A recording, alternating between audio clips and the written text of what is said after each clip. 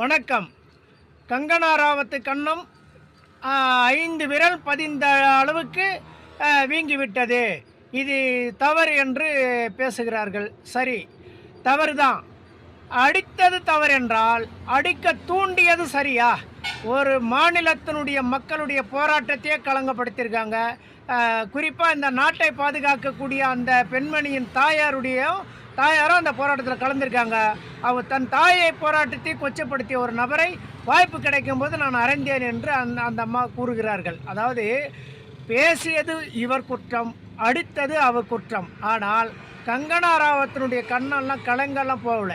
அந்த அம்மாவுடைய கன்னத்தில் இருந்த மேக்கப் தான் கலைஞ்சிருக்கு. இந்த அம்மா அடித்த உடனே அந்த கன்னத்தில் இருந்த பெயிண்ட்டு இந்த அம்மா கையில் ஒட்டிக்கு வந்துடுச்சு, அவ்வளோதான்.